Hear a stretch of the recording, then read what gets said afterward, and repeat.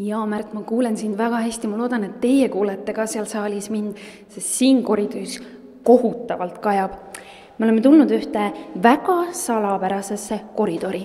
Siin nimelt peaksid toimuma superstaari esimesed proovid, kuid kellega, kes teda õpetab ja kuidas ta läheb, kas ta ikka oskab laulda, seda saamegi kohe siit ukse tagant teada. Lähme vaatame.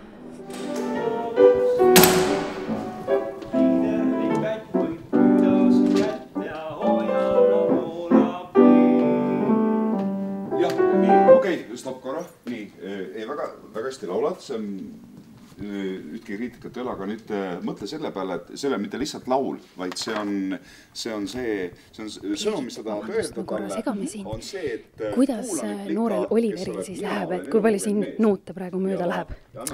Väga hästi läheb, et ta laulab puhtalt, viisipidamine on täiesti olemas, et tundub, et selline tavaline Eesti kooripoiss, et ta vist on ikka laulnud küll enne.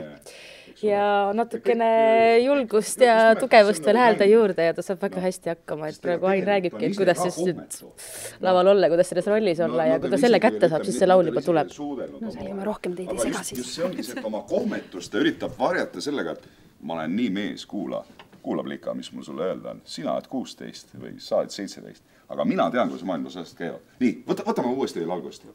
Nii. Said just 16 peagi saad 17 kasuta kallis pead. Ära sa tõrgu, tasa ja tõrgu suure Jaak Joala muiega. Said just 16 peagi saad 17 poisid kui loogu sein. Ja vaata teda. Liiderlik Märt võib püüda su kätt ja hojana poola. Ja Lissl vastab. Võtame Lisli teemast nüüd, palun. Hüppame üle. Ja, palun. Sinul kõiged sama. Sain just 16, peagi saan 17, natuke küll nain. Öelda või poiss, et olen kui kõis ja see keelab.